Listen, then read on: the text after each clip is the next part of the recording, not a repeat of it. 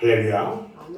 오늘 또 은혜를 사모해서 예배 자리에 나오신 여러분에게 하나님의 크신 은혜와 사랑과 은총이 충만하게 임하시기를 주님의 이름으로 축원합니다. 오늘 하나님 말씀은 요한계시록 4장 1절로 3절 말씀을 통해서 구원의 내용, 이런 제목을 함께 말씀을 나눌 때에 하나님의 놀라운 은혜가 임하시기를 바랍니다. 요한계시록은요, 크게 세 부분으로 나눠져 있어요. 1장 19절에 나와 있는 것을 보면은 네가 본 것과 지금 있는 일과 장차 될 일, 이렇게 세 가지로 얘기합니다. 즉 네가 본 것은 과거고 지금 있는 일은 현재고 장차 될 일은 미래에 대한 거예요. 자, 사도 요한이 무엇을 보았을까요? 1장 20절에 보니까 이렇게 말합니다. 네가 본 것은 내 오른손에 7별의 비밀과 또 7금 촛대라. 7별은 7교회의 사자요, 7촛대는 7교인이라, 이렇게 말합니다. 자, 지금 있는 일은 무엇일까? 그럼 지금 있는 일, 직접 언급이 없기 때문에 상당히 난해한 부분 중에 하나입니다. 이 부분이. 지금 있는 일은요, 1장부터 시작해서 2장, 3장에서 주로 나오고 그 밖에도 나오는 하나님의 사랑과 은혜라고 저는 생각을 합니다. 고린도후서 6장 2절 말씀을 보면 이렇게 말합니다. 보라, 지금은 뭘 받을 때요? 은혜 받을 만한 때요. 보라, 지금은 구원의 날이로다. 이렇게 말씀은 그대로입니다. 자, 그럼 장차 될 일은 과연 무엇일까? 앞으로 될 일. 오늘 4장 1절에 보니까 뭐라고 했어요? 이후에 마땅히 일어날 일들, 이렇게 말을 하고 있어요. 오늘부터 보게 되는 계시록 4장에서부터는 장차 될 일이 나옵니다. 여러분, 지금까지 1장부터 3장까지는 전에 있었던 것들을 이야기했는데 4장부터는 장차 될 일들에 대한 이야기가 나와요. 개념 정리를 하기 위해서 제가 먼저 해답을 먼저 가르쳐 드리고 시작하려고 합니다. 마땅히 일어날 일은요, 하나님께서 성도들을 구원하시고 더욱 온전하게 하시는 구원의 사역이에요. 구원 사역. 여러분들을 구원의 은혜 가운데 이끄시기 위한 일이에요. 아멘? 굉장히 중요합니다. 빌립보서 1장 6절 말씀을 보면요, 너희 안에서 착한 일을 시작하시니가 그리스도 예수의 날까지 이루실 줄을 우리는 확신한다 그랬어요. 바로 이것이 그리스도 예수의 날까지 마땅히 될 일입니다. 주님께서 하시는 우주적 경영은요, 결국 하나님의 백성들을 구원하시고 온전케 하시는 것이 목적이에요. 그래서 고정관념을 다 내려놓고 앞으로 계시록을 이런 신령한 관점에서 봐야 한다는 거예요. 오늘 본문에요, 요한이 천상으로 올라가 가지고 뭘 봤어요? 하나님의 보좌를 봤어요. 무엇을 위해서 하나님께서 천국의 보좌를 베풀어 놓으셨을까? 이건요, 다스림이 구원이고요, 이것이 천국이고요, 이것이 복락이기 때문에 그래요. 그래서 계시록에는 성도들이 이 통치를 찬양하는 내용이 나오는데 그 보좌가 어디에 있냐면 그 중심에 서 있어요.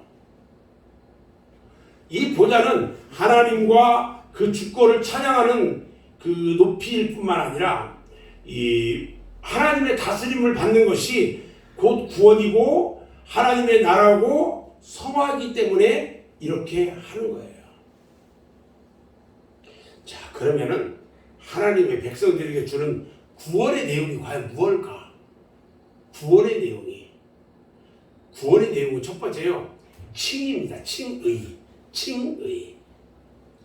보좌에 계신 하나님의 모습 속에 그것이 잘 나타나고 있는데 오늘 본문 4장 3절 말씀에 앉으신 이의 모양이 뭐 같다고 그랬어요? 벼곡 같다고 그랬어요. 벼곡은 영어로요. 제스퍼예요. 이 석영의 변종 그것이든지 아니면 푸른빛이 나는 고운 옥 아시죠? 옥? 우리 저기 그 집사님 옥바지 꼈어요? 파란빛이 나는 옥. 이것을 벼곡이라고 해요. 이 벼곡은요 하나님의 거룩하심을 나타내고요 또 이 거룩하게 하시는 하나님의 사역을 상징하기도 해요.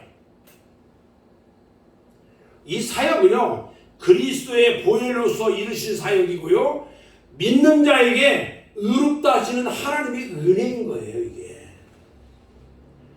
구원에 있어서 중요한 것이 뭐냐면 칭의예요.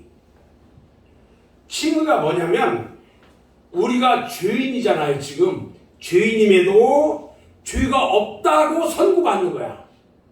죄인인데 우리는 날 때부터 우리는 죄인이에요. 원죄 가운데 태어났잖아요. 근데 예수 그리스도께서 십자가에 못 박히시면서 피 흘리심으로 인해 가지고 죄값이 다 치러졌어. 그러면 죄를 범하지 않는 한 의인처럼 우리를 대해준단 말이에요. 무슨 말인지 알겠어요? 그래서 우리가 죄인임에도 불구하고 죄가 없다고 우리 하나님께서 우리 예수 그리스도를 통해서 선포하신 거야. 그게 칭의예요. 칭의가 그래서 대단히 중요하다. 이것은요 참으로 놀라운 일이에요. 죄인을 죄가 없다고 하는 이 칭의는요 먼저 하나님 법정에서 의롭다고 선언하는 거예요. 법정에서 땅 두드리면 선포가 되잖아요. 그거 똑같아요. 우리는 그것을 믿음으로 양심의 평안을 가질 수가 있는 거예요. 어떻게 이런 일이 가능해졌을까? 그것은요 우리를 대신해서 벌을 받으신 분이 있기 때문에 그래요. 그가 누구예요? 그분이 바로 예수님이세요. 그래서 죄를 덮어주신 그 은혜를 내가 믿고 양심의 자유를 누려야 한다는 거예요. 로마서 5장 1절 말씀을 보면 그러므로 우리가 믿음으로 의롭다 하심을 받았으니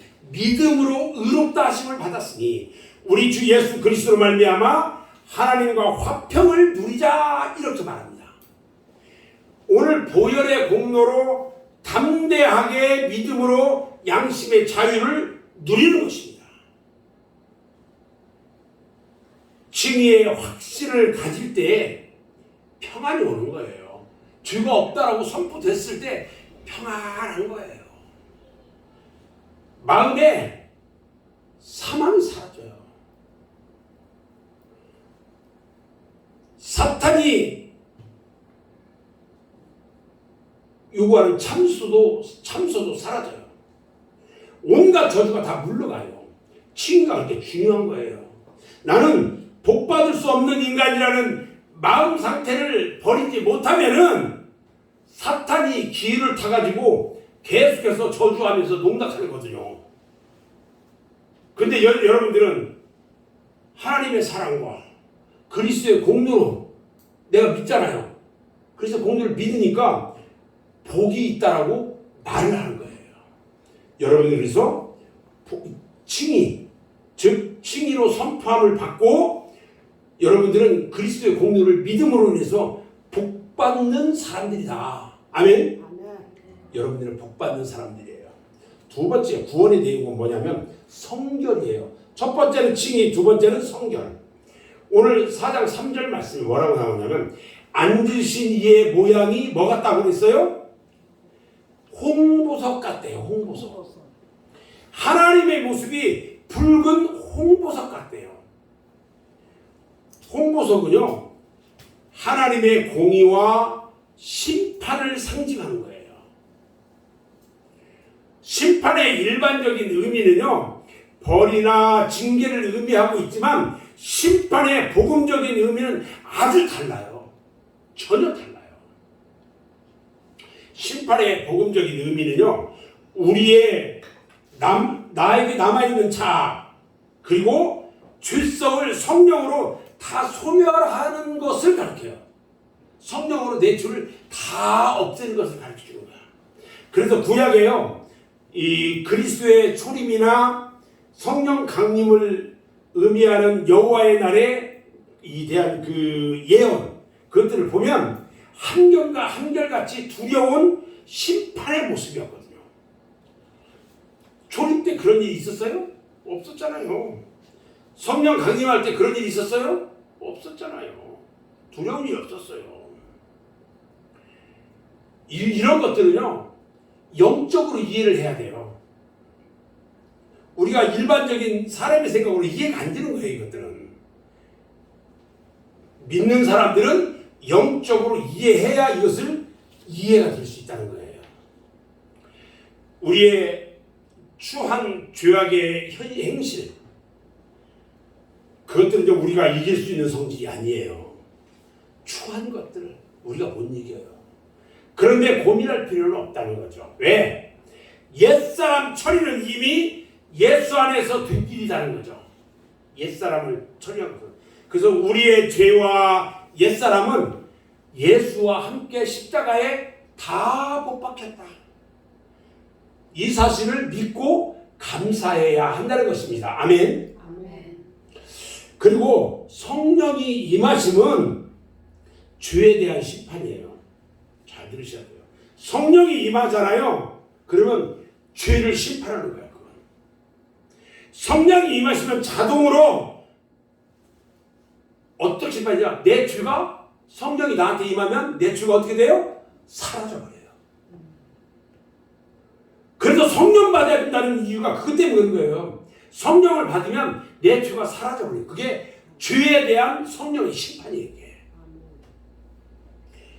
그러면 성령이 나에게 임하면 나한테 뭐가 열리냐면 성령의 열매가 맺혀요. 그래서 새로운 사람이 되는 거예요. 이 불타는 횃불 같으신 홍보석, 그 홍보석의 모습으로 나타나신 하나님의 모습은요, 우리를 온전하게 하시려는 하나님의 열심을 보여주고 있는 거예요. 즉 만군의 여호와의 열심은 이사야서 9장 7절에서 우리 인간의 구습사와 관련이 있다는 것을 우리에게 가르쳐주고 있어요. 자, 세 번째 구원의 내용은 뭐냐면 영생이에요. 첫 번째는 뭐라고 했어요? 구원의 내용은 칭의, 두 번째는 성결, 세 번째는 영생이에요. 오늘 본문 4장 3절에 보면 앉으신 이의 모양이 벼국과 홍보석 같고 또 무지개가 있어 보좌에 둘렀는데 그 모양이 뭐 같다고요? 녹보석 같더라. 여러분, 성경에 보석이 몇 가지 종류가 나오는 줄 아세요? 7가지. 성경에 280가지가 나와요. 무지개는요, 영원히 심판하지 않겠다는 하나님의 언약이고요. 녹보석의 녹색은 영생을 상징하고 있어요. 영원히 사는 걸 상징해. 무지개가 지상의 홍수, 노아 때 홍수가 일어났잖아요. 그 홍수와 관련이 있는 줄 알았는데 그 무지개가 지금 어디에 있어요? 천국에 있어요. 하나님 보좌에 둘러서 있어요. 이게. 믿는 자는요, 심판도 없고 영생이 있다는 표시예요. 이것이. 자, 그러면 우리가 언제 영생을 얻을까요? 우리가 언제 영생을 얻을까? 되게 중요한 이야기 하고 있어요. 요한복음 6장 47절 48절에 보니까요. 진실로 진실로 너희에게 이르노니 믿는 자는 영생을 가졌다 그랬어요. 여러분 잘 보세요. 여러분들 예수 믿습니까? 다시 물어볼게요. 여러분들 예수를 믿습니까? 아멘. 예수 믿는 자는 영생을 가졌대요. 아멘. 아멘. 믿을 때 영생을 갖는 거예요. 영생이 뭐냐? 영원히 사는 거예요. 어디서? 천국에서. 그런데 우리 주님께서요. 요한복음 10장 10절에서 내가 온 것은 양으로 생명을 얻게 하고 더 풍성히 얻게 하려는 것이라 이렇게 말씀하셨어요. 이 말은 풍성한 생명이 있다는 것을 우리에게 알려주고 있는 거예요. 여러분들은 천국에 있을 때요. 풍성한 생명, 그 풍성한 생명 가운데 있을 거예요. 아멘. 아멘. 자, 그러면 이 풍성한 생명을 어떻게 누리냐? 로마서 6장 22절에 보면 이렇게 말해요. 너희가 죄로부터 해방되고 하나님께 종이 되어 거룩함에 이르는 열매를 맺었으니 그 마지막이 영생이라. 성결의 은혜를 입고요. 거룩해질 때에 풍성한 생명을 누리게 되는 거예요. 성결 후에 나타나는 생명의 누림은 이루 말할 수 없는 은혜인 거예요. 오늘 본문 말씀을 간추려가지고 다시 말한다면 우리는요. 하나님의 보좌만 봐도 하나님의 하시는 일하고 구원의 내용하고 목적이나 방법을 소상하게 다 볼 수가 있단 말이에요. 한마디로 요약한다면 하나님께서 구속사역을 주관하시고 책임지시는 우리 하나님의 위대한 모습을 우리가 볼 수가 있다는 거예요. 아멘. 아멘. 오늘부터 이제 이 성경을 요한계시록 깊이 있는 그런 아주 그냥 이 파노라마와 같은 그런 이야기들을 들을 건데 다음 주, 그 다음 주 계속 나갈 때 놀라운 것들을 여러분들이 경험하게 될 거예요. 저도 특별히 이제 점점 깊이 있게 들어가면서 저도 기도 많이 하고 있거든요. 그러면서 계속 말씀 보고 있거든요. 전에 말씀 보던 것보다 2배 이상 봐요, 제가 지금. 여러분들 놀라운 일들을 여러분들이 경험할 수 있어요. 말씀을 들으면서 경험해야 돼요. 놀라운 경험을 해야 된다는 거예요. 아멘. 아멘. 여러분 다음 주에 오실 때 요한계시록 4장 1절부터 쭉 한번 읽어보세요. 4장만.